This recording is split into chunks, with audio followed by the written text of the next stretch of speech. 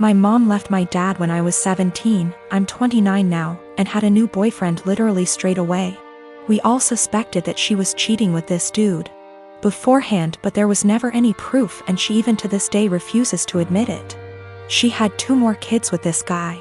When my mom and dad broke up, I moved out to live with my dad, who had moved back in with his parents. The major reason for this was because she told me to leave as I kept fighting with her new dude. I really did not want to deal with a new guy in my mom's life, and I was really upset that she didn't give a shit about how much pain my dad was in. When she told me to leave, something in me changed, and I am still unable to forgive her.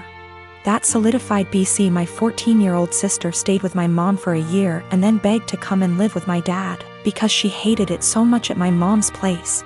And my sister and mom were close, so for my sister to feel that way, it must have been bad. Since I was 18, my grandparents kept pushing me to start a business. BC. I liked to tinker and had built a few specialized tools for a niche construction industry that my dad was in, and they saw potential in me. They gave me a lot of money as an investment. Actually, their mortgaged their house, that's much they believed in me, and basically, I majorly lucked out and managed to land some national contracts at 24 that turned into more than a few millions of dollars over a few months when the business boomed. The profit trajectory has risen since then, and basically, I'm living a life I never thought would be for a schmuck like me. I moved my dad, sister, and grandparents out to the East Coast a couple years back, and we've started a new life. I am surrounded by people who see and saw the best in me, and I'm grateful so much. BC. I was seriously messed up after my mom blew our family apart. For the last couple years or so, my mom has been on my case to reunite with her. She is getting increasingly more insistent that I go visit her and her boyfriend and kids, and keeps trying to guilt trip me because my sister has a much more privileged life now and my younger 2 half-siblings don't. She keeps telling me that even if I don't forgive her, I should look out for the kids as they're innocent in all this. She made her bed and she can lay in it, but the guilt eats me alive sometimes. I just can't forgive her though. I am a 17-year-old female, and I still live with my mom, my stepdad, and my 2 half-siblings, 5 and 7 year. My dad died when I was 5, driving me to the hospital. Mom didn't want to pay for an ambulance. He died in the crash, and my leg and spine got busted up in a way that has left me needing a cane pretty much ever since. My stepdad's always been a little distant with me. He likes to make jokes about how I'm an early blooming black widow. I think he gets that from my mom, who blames me for my dad's death. I do too. It is my fault after all, so I don't push back on it. Anyway, the point is that with the current situation, my parents are always looking for ways to get my half-siblings active and doing things without leaving the house, and have recently settled on scavenger hunts. I have no problem with this, honestly. I wish they'd stop hiding stuff in my underwear drawer, but it's a 5-year-old and a 7-year-old, so that's not the worst. My problem though is that they keep taking my cane when I'm not looking.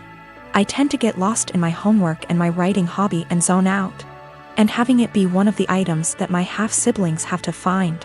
When I complain to my stepdad, he's a SAHD, so is usually the one running these things.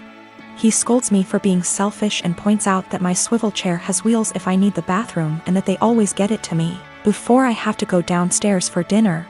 I tried my mom yesterday, and she said that I was being a brat, and that if I wanted a father who cared about me, I shouldn't have killed my dad.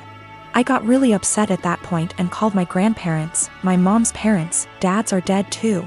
They showed up at 10 p.m. yesterday, and Grandma screamed at them while Grandpa packed my stuff up and helped me out to their car. My mom's been blowing up my phone and email, calling me all sorts of names and accusing me of turning her family against her and trying to get her in legal trouble, since minors can't move out. And I can't help but think that maybe she's... My boyfriend Steve and I have been dating for over a year and a half. I met him in one of my upper-level classes 2 years ago. At the time, he was finishing up his degree, before moving on and working on his master's. Since we started talking, seeing each other, and dating casually, I really loved our entire relationship. Steve and I had a lot of similar interests, which included traveling. We did a small trip to South America a couple months ago for a few weeks, Peru and Chile. We had an amazing time. It was once we got back from our trip that I saw our relationship in a whole different way. We traveled well together, and bonded in a new way. I knew I was in a great relationship. I thought we had a great relationship until I got some news a few days ago. 3 days ago, I went over to drop a MacBook charger over at my best friend's house, Chenille. Chenille and I have been best friends since we were in high school from the age of 16 years old. I have always considered her to be my number one and closest person in my life. I have noticed that the past 6 months we haven't hung out in the same capacity that we usually have. Both of us have been busy with our lives, school, work, relationships, etc. But I kinda got the feeling after this past year of university around April that she was starting to move away. She had a bad with her ex that lasted under a year. He cheated on her with a coworker, and the rest is history. They broke officially around the end of January. As I went over to drop off her extra charger that she borrowed, I talked with her mom for a bit. Chenille ended up getting called in to pick up an extra serving shift at the restaurant she has worked at during her degree. Her mom wanted to talk to me about a few things. I was puzzled. Chenille's mom was always really outgoing and funny. We had known each other for over 8 years at least. But she wanted to have a serious talk. Chenille's mom, Karen, went on to tell me that she saw Steve and Chenille sneak around the back of the house about a month or so ago. Karen went on to explain that she noticed this happening 2 other times. At first, she thought we were all hanging out. But Karen told me that she got a weird gut feeling on this situation. She told me that I should talk to Steve and Chenille ASAP. Steve and I were supposed to go out for dinner last night. He picked me up, and off we went. I felt really bad and humiliated the entire time we were out. We ate dinner, had a couple drinks, but we didn't talk much. Steve kept asking me all night what was the matter. I told him nothing. Finally, when we got back to my place, we sat in my room and I asked him and told him what Chenille's mom, Karen, is told me. He didn't answer. In fact, he went pale white. That gave me the answer I needed. I broke down and Steve tried to comfort me. I didn't want him touching me. I didn't even want to hear it. I told him to leave, but I basically had to force him to leave. I tried calling Chenille and texted her that I needed to talk to her. I got no response. Not one. Basically, 2 of the closest people I have had in my life betrayed me. This is so terrible and I feel so bad. I have like no one right now. I grow indoor plants and keep them around the house, whether by the kitchen window or out on the front porch. I have a variety of plants like lily, aloe vera, also flowers, and they all require care and attention. It's a hobby of mine, and because I don't own enough space I just stick to indoor planting. I have a 16-year-old stepson Sean who loves to pull all kinds of pranks and has been trying some weird pranks on me lately. I don't mind it as long as he's happy, and also because nothing is too serious, just hiding my farming tools / replacing them with damaged ones and so on. He just keeps messing around like any other kid. Days ago he posted a FB video of him spraying cold water on me when I was sleeping. It was embarrassing since he shared it with family. I got mad at him and had him delete it despite him begging me to let him keep it. He kept sulking afterwards and had his mom try to convince me to let him repost the video, but I thought that was crazy request. Sean suddenly became friendly and asked if he could water my plants.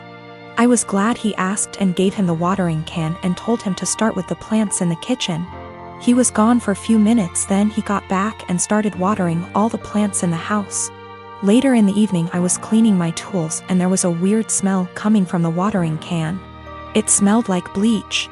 I freaked out and checked my plants and the same smell was coming from them. I confronted Sean and asked what he watered the plants with. He acted dumb and said nothing, but I found a bottle of bleach in his room, which made me lose my temper. He admitted watering my plants with bleach to get back at me for making him remove the video. I was mortified. I immediately canceled the weekend trip to the national park that he was looking forward to. He started crying, saying it was too much and he made a mistake in moment of clouded judgment. I refused to discuss it. My wife feels bad. Sean hasn't been eating well since I canceled the trip, but he damaged my plants and caused me hurt and pain. She thinks an apology was enough. He is a kid and made a mistake. She wanted me to let it go, but I said canceling the trip is his official punishment. I got called unreasonable and stubborn for this, and that I don't respect her as a parent too. Sean has this mentally that if he admits doing something wrong then he'll be forgiven. This isn't how it should be, but his mother thinks admitting to it and apologizing should be the end of it.